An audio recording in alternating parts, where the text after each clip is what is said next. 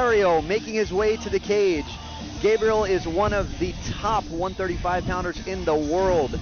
He came in a little bit heavy. He had to forfeit some of his purse. He looks better and hydrated today. We'll have to see if that affects him, if that weight cut affected him in the fight here coming shortly. Training with the White Buffalo Warriors and the famous Will Hammond. Big medicine.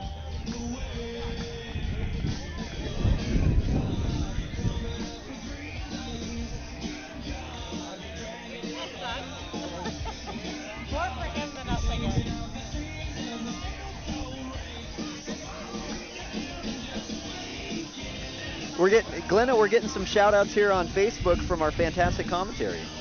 Is that right? Yeah. $1 will say whatever you want.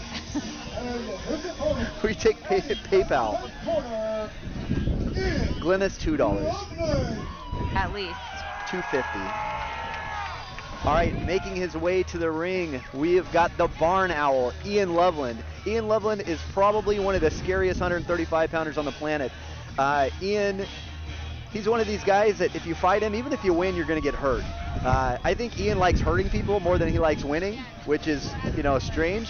I think he's one of these guys that just loves to get in and compete, and I think he's actually here to hurt guys. I think that's why he fights. There's some guys that love competition, and there's guys that they would be in prison if they didn't do this, and Ian's probably the latter. I'd have to agree. And after a 19-month break, he finally gets to get back in here and do what he loves. Yeah, Ian came off a bad injury. It's nice to see him back in here and see how he's going to do against a real high level of competition. This is a tough fight.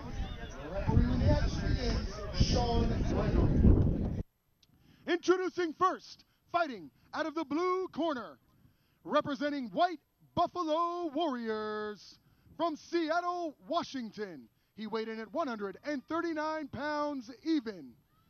Gabriel Solorio.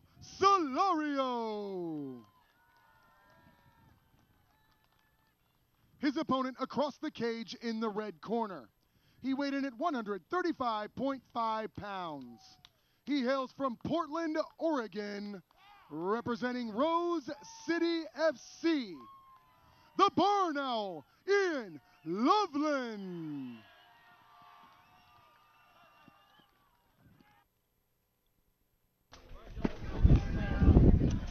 All right, we're here at the stare down.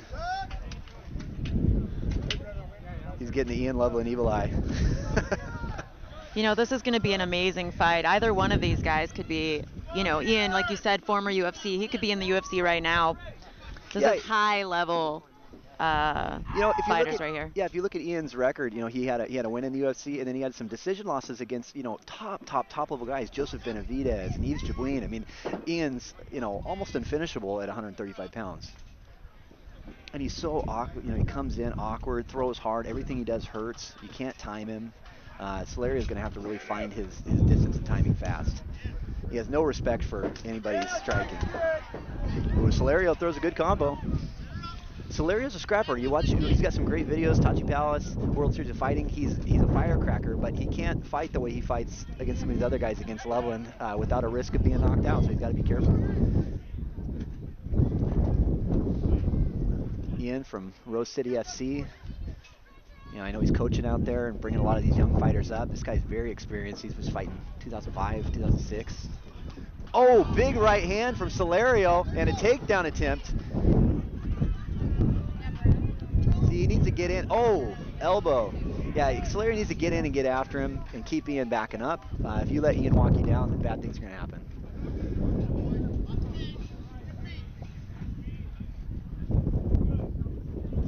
Oh, he's got it back into tight waist. Look how fast Ian got out of that.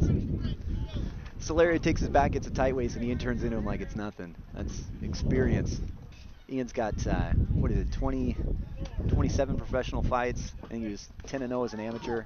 So this is, close to 40 fights. This guy's just composed. Solorio, fantastic record. Oh. Solorio, very quick. Yeah, but Ian almost looks like he's hunting prey. Yeah, Solario's fast. I mean, he's coming in, he's throwing, he's doing well in these exchanges, and he's landing little shots.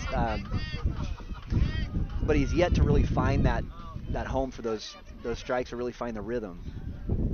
He's got to get that distance here too. Ian likes being in these big elbows. Oh, big elbows and knees.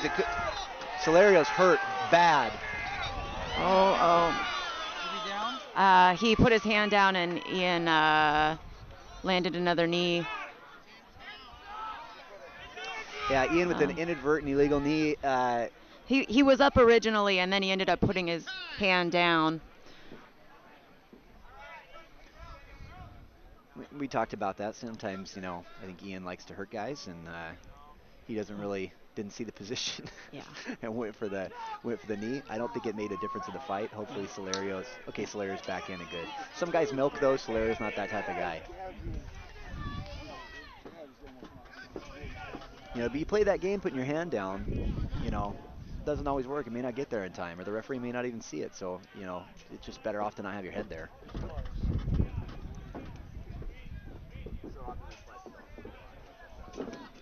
Oh, big punches and a right hand and a head kick.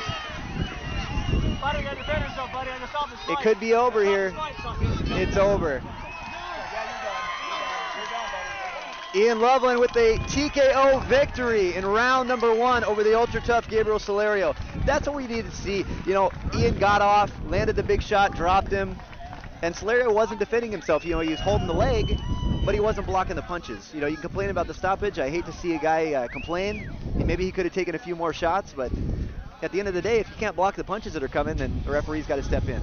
But great showing for Ian Loveland, just a monster. Just a monster.